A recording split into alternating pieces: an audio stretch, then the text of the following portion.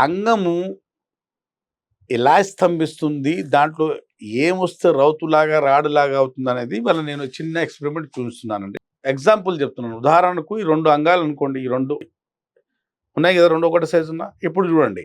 నేను ఇది బ్లడ్. అంగం లేచినప్పుడు ఏమొస్తుంది? అంగం స్తంభించినప్పుడు దాంట్లో బ్లడొస్తుంది. బ్లడ్‌తో నిండిపోతుంది అంగం. అందుకోసం 8 ఎంఎల్ బ్లడ్ రావటం వల్ల అంగం దొడ్డుగా, రౌతులాగా, రాడ్‌లాగా చూడండి. ఇప్పుడు కరెక్ట్ ఉన్నాయి కదా! ఇప్పుడు దీంట్లో ఏస్తున్నాను. ఈ బ్లడ్ అనుకోండి ఇది. ఇది చూడండి.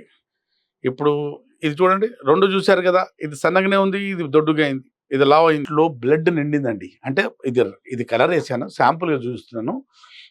అంగం లావు అయినప్పుడు ఇలా లేచి నిలబడినప్పుడు దీంట్లో 8 ఎంఎల్ బ్లడ్ రావటం జరుగుతుంది. ఏమొస్తుంది? బ్లడ్ వస్తుంది కాబట్టి బ్లడ్ వచ్చేసి దీంట్లో వచ్చి కూడుకోవాలి, రిటైన్ అవ్వాలి. ఎప్పటి వరకు? సెక్స్ చేసే వరకు ఇలా ఉన్న అంగం ఇలా లేసి మనం సెక్స్ పూర్తి అంటే ఆమె సుఖపడే వరకు సెక్స్ చేస్తాం కదా! చేసిన తర్వాత వీర్యం ఎప్పుడు వెళ్ళిపోతుందో మళ్ళీ దీంట్లో ఉన్న రిటైన్ అయిపోయిన బ్లడ్ మన బాడీలో వచ్చేసేయాలి.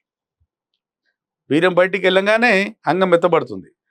అది ఎందుకు మెత్తబడుతుందంటే దీంట్లో ఉన్న బ్లడ్ బాడీలో వచ్చేస్తుంది. ఇక చూడండి మళ్ళీ వచ్చేసింది. దీంట్లో వచ్చిన బ్లడ్